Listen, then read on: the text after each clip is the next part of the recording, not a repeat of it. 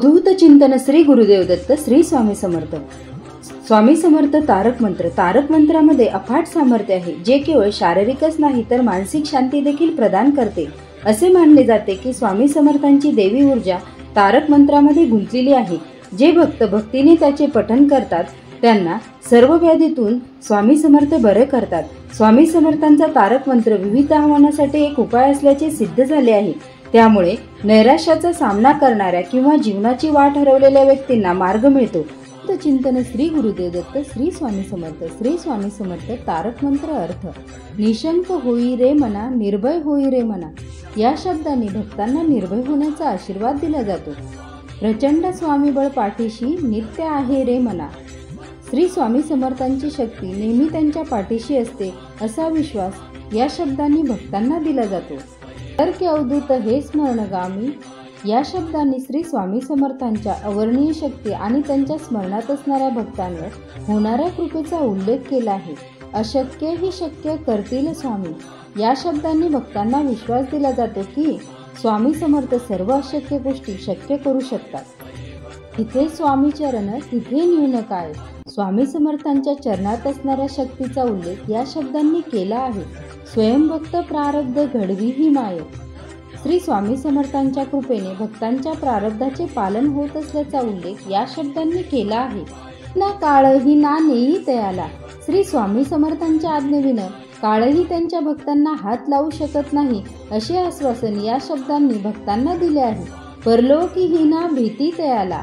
स्वामी समर्थांच्या कृपेने त्यांच्या भक्तांना परलोकी ही भीती वाटणार नाही असे आश्वासन या शब्दांनी दिले आहे। उगाची भीतोसी भय हे पळू दे। या शब्दांनी भक्तांना भीती न बाळगण्याचा, भय न बाळगण्याचा सल्ला दिला आहे। वसे अंतेरी ही स्वामी शक्ती कळू दे।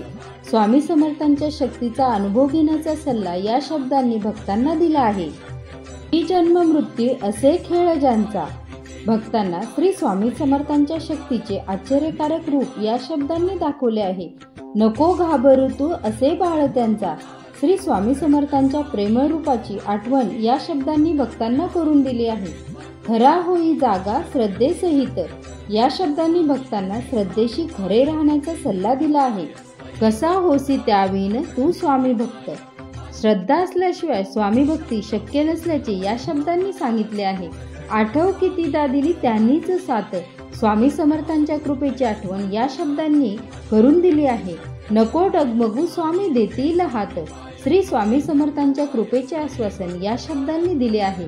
विभूती नमन नाम ध्यानादि तीर्थे। स्वामी समर्थांच्या भौतिक रूपाचे वर्णन या शब्दांनी केले आहे। स्वामीच या पंचामृतात स्वामी समर्थांच्या शक्तीचे वर्णन या शब्दांनी आले आहे। हे तीर्थ घेई आठ वीरे प्रचिती। स्वामी समर्थांच्या कृपेचा अनुभव घेण्याचा सल्ला या शब्दांनी दिला आहे। हा सोडती तया जया स्वामी घेती हाती। स्वामी आपल्या भक्तांचा हात कधीच सोडत नाही असे आश्वासन या शब्दांनी दिले आहे।